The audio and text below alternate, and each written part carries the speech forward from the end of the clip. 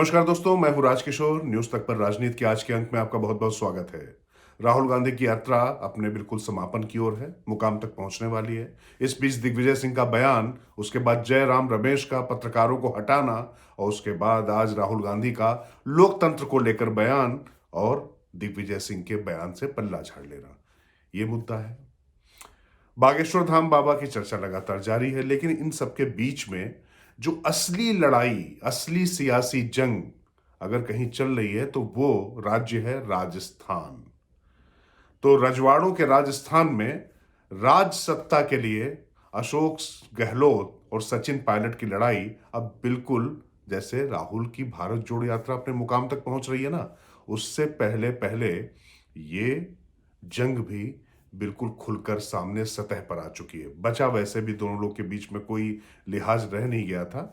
मुख्यमंत्री को जो कहना था अशोक गहलोत को सचिन पायलट के बारे में, सब कुछ वो कह चुके हैं, लेकिन अब सचिन पायलट के सब्र का बांध भी टूट गया है।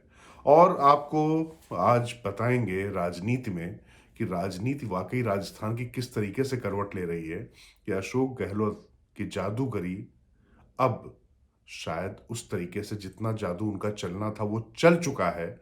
और अब सचिन पायलट कम से कम, भले ही उनका जादू ना चले, लेकिन उनका जादू रोकने की स्थिति में वो पूरी तरीके से है। और बिना अशोक गहलोत के अगर कांग्रेस की कल्पना लोग वहां नहीं कर पाते हैं, तो अब सचिन पायलट के बगैर भी कांग्रेस वहां पर सत्ता हासिल कर पाएगी, ये लगभग असंभव सा दिखाई पड़ने लगा है। और ये हुआ कैसे? लगातार वार पलटवार चलते रहे, लेकिन सचिन पायलट अब अपनी ताकत जब सड़क पर दिखाने निकले हैं तो समझ में आ रहा है कि जो सचिन पायलट दावा करते थे वो पूरी तरीके से गलत भी नहीं है। एक जाति यानी गुर्जर समुदाय के नेता के तौर पर अशोक गहलोत ने उनको पूरी तरीके से स्थापित करने की कोशिश की। राजेश पायलट की विरासत को आगे लेते हुए सचिन पायलट को भी गुर्जरों के बीच में कांग्रेस ने बहुत ज्यादा इस्तेमाल किया, चाहे वो उत्तर प्रदेश राज्य हो चाहे हरियाणा हो। ऐसे जहां पर गुर्जरों की संख्या थी वहां पर सचिन पायलट भेजे जाते थे। लेकिन राजस्थान की जो जीत हुई थी उस समय प्रदेश अध्यक्ष सचिन पायलट थे, लेकिन उसके बाद भी उस जीत के बाद अशोक गहलोत मुख्यमंत्री बने। और सचिन पायलट, ये बार बार कहानी आ चुकी है आपके सामने, कैसे उनके लोगों को पहले किनारे किया गया। और अशोक गहलोत की जो जादूगरी, जो उनकी केंद्र में खासतौर से कांग्रेस आला कमान पर जो पकड़ रही है, और जो उनका अपना प्रबंधन, जो उनकी अपनी क्षमता रही है, उसके बूते सचिन पायलट को उन्होंने पूरी तरीके से किनारे और उनके समर्थकों को भी किनारे रखा। लेकिन अब जब चुनाव आने वाला है तो सचिन पायलट अब किसी भी कीमत पे कोई समझौता करने को तैयार नहीं है। पिछली बार गांधी परिवार, यानी जिनके साथ उनके थोड़े मित्रवत संबंध है, प्रियंका गांधी और राहुल गांधी के साथ में, उनके साथ में सचिन पायलट ने जब बातचीत की, वरना बीजेपी के साथ जाने की उनकी बातें थी, वो बागी उनके मंत्री, हालांकि वो नंबर भी नहीं हो पाया था। और अशोक गहलोत के प्रबंधन ने वो पूरी क्षमता, वो पूरी जो बगावत की कोशिश थी उसको, उसकी हवा निकाल दी थी। और इसके साथ ही साथ उन्होंने सचिन पायलट को गद्दार भी कह डाला था, निकम्मा भी कह डाला था। लेकिन अब जब चुनाव सामने है तो जिस व्यक्ति को उन्होंने गद्दार और निकम्मा कहा था, वो कांग्रेस के मंच से अब अशोक गहलोत को उनकी ही शैली में जवाब देने में जुट गया। अभी तक अशोक गहलोत पर तर्क नहीं होते थे, लेकिन परीक्षा मतलब जो पेपर परीक्षा लीक का जो मामला है, परीक्षाओं के पेपर जो लीक हो रहे हैं राजस्थान में, वो मामला बेहद गंभीर और संगीन हो चुका है। उस पे उन्होंने पहली बार कहा कि ये कौन सी जादूगरी है, यानी जादूगर पर सीधे सीधे उन्होंने प्रहार किया। और इसके साथ ही साथ वसुंधरा राजे, बीजेपी की सबसे वरिष्ठ नेता वहां पर, और उनके जो खिलाफ केस क्यों नहीं खुले उस मामले पर अशोक गहलोत पर भी उन्होंने तीखे वार शुरू कर दिए हैं। सड़कों पर प्रदर्शन चल रहा है। एक तरफ तो मुख्यमंत्री, उनके पास सत्ता है, संगठन है, सब कुछ है। दूसरी तरफ सचिन पायलट बिना सत्ता और संगठन के अपने बूते रैलियों पर रैलियां करने में जुटे पड़े हैं। और मुझे अभी ये कहने में कोई संकोच नहीं है, क्योंकि जो भीड़ उमड़ रही है और जो तस्वीरें आ रही हैं उसमें सचिन पायलट का पलड़ा कम से कम लोकप्रियता के मामले में कतई कमजोर तो नहीं दिखाई पड़ता है। और सचिन पायलट बार बार ये जो स्थापित करने की कोशिश थी अशोक गहलोत की, कि वो एक समुदाय विशेष गुर्जरों के नेता है, उसको तो काफ़ी हद तक सचिन पायलट ने पीछे छोड़ दिया है, क्योंकि उनकी रैलियों में हो ये रहा है कि लगातार 25 वर्षों से अशोक गहलोत के इर्द-गिर्द ही कांग्रेस की राजनीति राजस्थान में सिमटी रही है। तो ज़ाहिर तौर पर जो लोग उनके समय में हाशिए पर रहे या जिन लोगों की अपनी महत्वाकांक्षा थी, वो सारे लोग अब सचिन पायलट को मजबूत देखकर सचिन पायलट के साथ जुड़ रहे हैं।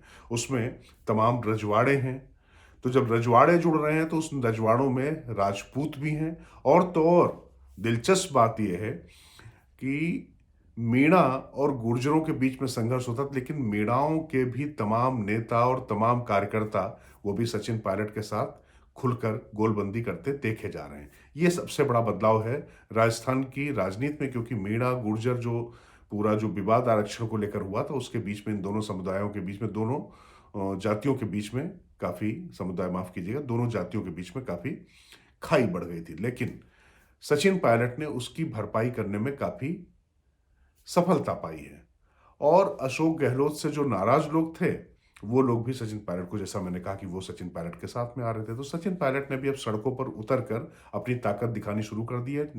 पीछे से निश्चित तौर पर उनको आला कमान का साथ है। जिस तरीके से अशोक गहलोत ने लगातार आला कमान को भी नीचा दिखाया, और ये डर कि राजस्थान में अशोक गहलोत के बगैर कुछ नहीं हो सकता है, उसके चलते किस तरीके से बार बार अशोक गहलोत के सामने आला कमान को झुकना पड़ता है। आला कमान मतलब राहुल, प्रियंका के साथ साथ में सोनिया गांधी भी उसमें शामिल है, क्योंकि उनके फैसलों को भी दरकिनार कर दिया गया जब अशोक गहलोत को राष्ट्रीय अध्यक्ष बनाकर सचिन पायलट को वहां मुख्यमंत्री बनाने की बात थी, और राजस्थान में सबको बताया गया कि इसके लिए तो अशोक गहलोत तैयार ही नहीं थे, और इसके बारे में उनको भरोसे में नहीं लिया गया। अब ये मानना थोड़ा सा मुश्किल हो सकता है, लेकिन खैर, अब जादूगर की जादूगरी तो अभी तक तो चलती चली आ रही थी, लेकिन अब जब सचिन पायलट भी उस जादूगर के सामने पूरी तरीके से खुलकर सामने आ गए और उनको समझ में आ गया कि उनके अस्तित्व की लड़ाई है। और एक बात और, वसुंधरा राजे बीजेपी की नेता, जिस तरीके से अशोक गहलोत कांग्रेस में किसी तमाम ऐसे लोग हैं जिनको नहीं उभरने दे रहे थे, वैसे ही वसुंधरा राजे भी सचिन पायलट के बीजेपी में आने के बहुत ज्यादा खिलाफ रही हैं। और वसुंधरा राजे को बीजेपी का जो यहां पर आला कमान है वो बहुत ज्यादा पसंद नहीं कर रहा है अगले मुख्यमंत्री के चेहरे के तौर पर। वहां पर नए विकल्प खड़े करने की कोशिश हो रही है, हालांकि वो अभी संघर्ष बीजेपी का अलग आएगा। लेकिन बात अगर इस पर करें तो अशोक गहलोत और वसुंधरा राजे के बीच की जो ये केमिस्ट्री है, एक दूसरे की को एन मौके पर जो पीछे से फायदा पहुंचाने की जो चीजें हैं, उसको भी बहुत बुरी तरीके से सचिन पायलट अब उजागर कर रहे हैं। जब वो लोगों से मिल रहे हैं, बात कर रहे हैं, तो खुलकर बात कर रहे हैं, और जन समर्थन जिस तरीके से सचिन पायलट को मिल रहा है, उसने उनका उत्साह बढ़ा दिया है।